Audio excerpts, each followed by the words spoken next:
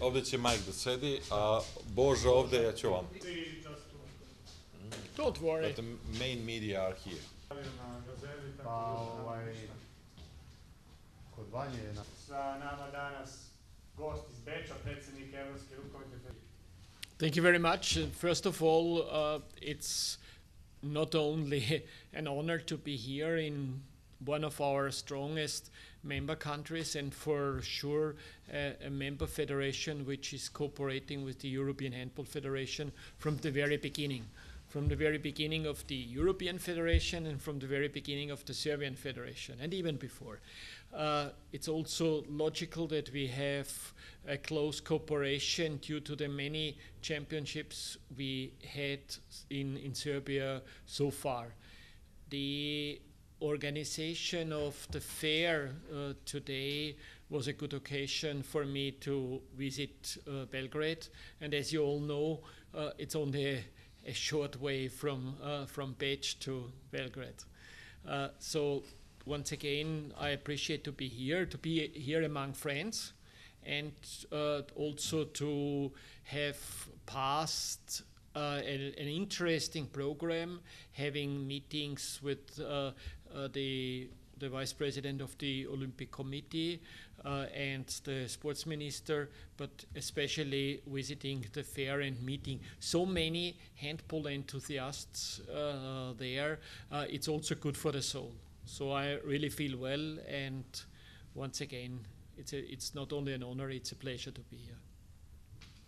Thank you. Pa Mihael je sve rekao i ova njegova rečenica na kraju da se ovde osjeća kao kod kuće među prijateljima vam govori sve. Dakle, u moru svojih obaveza koje ima predsednik Evropske rukometne federacije, došao je kod nas sinoć i čuli ste već s kim se sve sreo i s kim je razgovarao i o kojim temama. Mi smo imali sastanak sa njim sinoć, imat ćemo i danas posle ove pres konferencije. Pričali smo puno stvari, naravno, koje su verovatno ljubiteljima rukometa interesantne, o razvoju rukometa u Srbiji, o našim klubovima, o finansijskoj situaciji, o predstojećem evropskom prvenstvu u Hrvatskoj i svetskom prvenstvu za žene. Pričali smo o rukometu na pesku i evo da vam kažem da će Rukometni savez Srbije dobiti punu podršku od strane resornog ministarstva omladine i sporta da aplicira za organizaciju evropskog prvenstva u rukometu na pesku, takozvanog beach handballa. I moram da kažem da sam izuzetno zadovoljan posetom. Zahvaljujem se još jednom zaista velikom prijatelju srpskog rukometa i našeg saveza, što je, kažem, odvojio vreme i što je došao da podrži naše napore, da naš rukomet unapredimo, da bude još bolji i jači. Hvala. 2019. Mislim da je 2019. Evropsko prvenstvo, da. Pa vi znate da smo mi od 2000. na ovamo organizovali čitav niz velikih događaja. Dakle, 4 evropska prvenstva, 2 za mlađe i ova 2 za seniore, 2012. i jedno svetsko prvenstvo. I nismo se oprobali još jedino u tom rukometu na pesku. Mislim da je rukomet na pesku ima jednu veliku perspektivu i predsjednik i ministru sad rekao da se nada da će rukomet na pesku već od 2024. na Olimpijadi u Parizu biti uvršten u taj program i da iz tog razloga izuzetno to značajno. Da. Olympic Games from 2020. This is a question between the International Federation, the International Olympic Committee and Paris as the organizer, but beach handball has passed so far all necessary steps, including the game, also the World Games, and will be now on the agenda of the Youth Olympic Games, and so as a consequence, and also because of the interest of the French organizer, understanding that France is a strong handball country as well. We are very optimistic to see beach handball men and women already in 2024 in the Olympic Games in Paris. There are technical modalities because we have to secure that indoor handball will not be reduced in any way, neither the teams nor athletes for the teams, but we are in a good way, and in this respect, a possible candidature of Serbia for the next men's, women's, including youth championships I think it's an excellent idea. Da prevedem.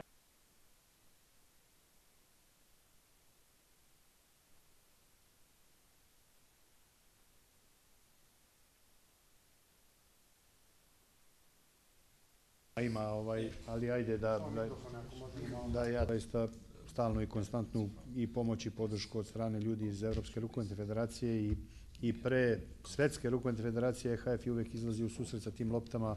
Biće tih lopti naravno za tu podelu klubovima koji kubure s tim nekim osnovnim sredstvima za rad, da kažem, sa loptama, tako da sa te strane neće biti nikakvih problema. Znači, poenta priče je bila da se malo sretne sa vodećim ljudima srpskog sporta i da Savez dobije naravno podršku od strane EHF-a za svoje aktivnosti u nekom narednom periodu. Vi znate da nas očekuje čitav niz aktivnosti. Pričali smo malo i oko ove kvalifikacione grupe gde se Srbija našla u grupi sa Kosovom i mi do 18. decembra imamo mogućnost da se izjasnimo i oko domaćinstva i mislim da će to ići u nekom dobrom smeru. Ajde da ne prejudiciramo stvari. And if I may add, I know you did not ask me, but maybe I can say something what he cannot say.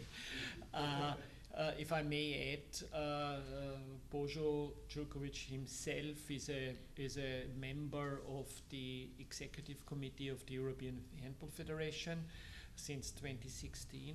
I think on the one hand it is a proof that Serbian handball, and in particular the president, are not only well known in Europe but also appreciated. There was not even any serious candidature against him in this function. Plus the fact that the events organized in Serbia were judged positively by everybody. So to elect somebody as a chairman of a competitions commission is another proof for that.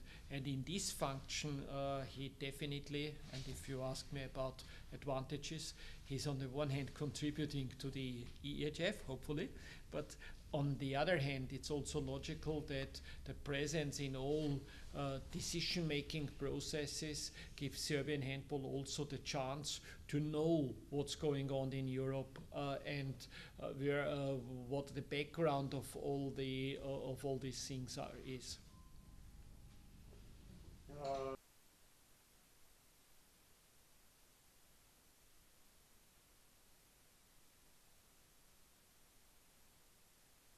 Sinoć na tu temu. Ono što ja mogu da kažem to je da se naravno predsjednik interesovao za tu finansijsku situaciju i stabilnost tih naših klubova i ta njihova situacija, neki moj komentar je da nije naravno dobra i da ono s čime se klubovi suočavaju danas to je zaista jedan izuzetno,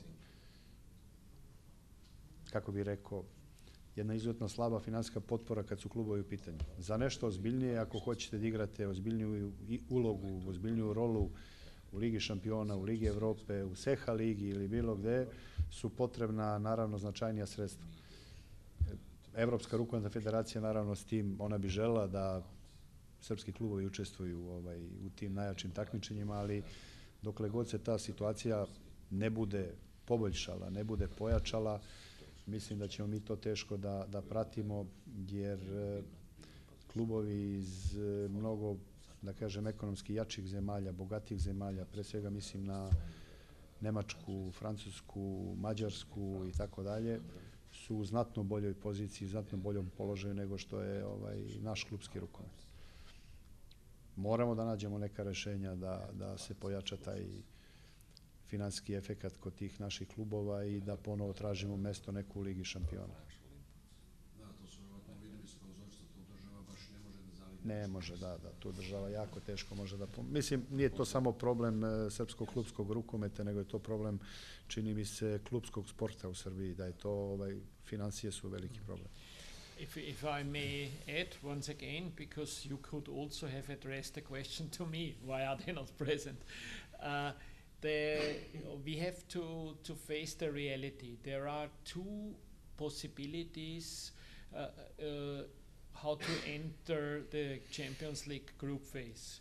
One possibility is that the ranking of the national federation is that good that a team has a place. The weakness, and I always say it's easy for me to say unpleasant things because I can't go home afterwards, so it's easier to be honest, to be straight. The weakness of Serbian club handball is that, first of all, there are not enough teams playing in the competitions at all, because the ranking is also determined not only by the Champions League but also by the other cups.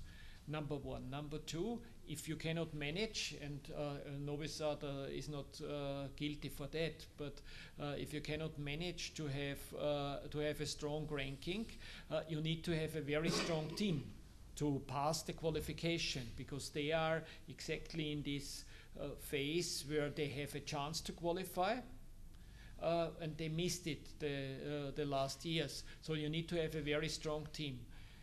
There is also a logic in it concerning the financial situation, because the players, when they are good, they want to go to clubs which are successful. So money is one thing, is one driver. The other one is the success. Even sometimes top clubs are facing problems when they are not top of the top, because if they have a top player, the top player goes to a club which is top of the top to win, to go to Cologne, to qualify for the Final Four. So the system somehow is not so easy to be conquered, to reach this phase. In any case, we would really love to have a top club in Serbia. But thinking about the product, Champions League, we cannot afford to push in clubs which are not on the level concerning the venue. Okay, we know that there are some good venues in Serbia, acceptable venues. Concerning the crowd of spectators, concerning the sporting result, concerning the TV situation, with all that. So there are criteria, and the criteria have to be fulfilled, because we have to think in the overall perspective. And I do hope that sooner or later one of the Serbian clubs, either from outside Belgrade or even better from inside Belgrade, will make it to a level which gives us the chance to bring them to the Champions League. Odustala od kvalifikacija, to je Ligi šampiona, ali postoje objektivne okolnosti i pre ili kasnije gospodin in a tender phase, bringing the rights for the Euros 2022 to 2030, which means 5 men's, 5 women's Euros, and 10 Champions League seasons, men and women, to the market. This started in September. 15th of November was the final entry date. We are right now evaluating the bids, and there is a clear signal that we have done the right thing to go to the market.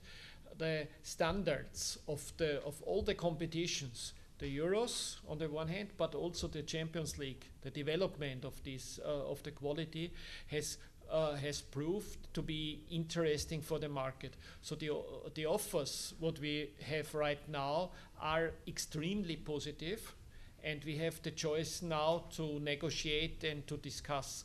This will be within the first 3 months of the coming year, but we are also looking forward to the formats. as you are aware of, the Euros have such a positive development that we now for the first time have 48 federations in the qualification for the qualification process. So only Liechtenstein and Monaco for 2020 is not involved in the qualifications, which is a huge step forward. And we have in 2020 for the first time 24 teams in the Euro. This all that has to be seen in a close relation and not isolated.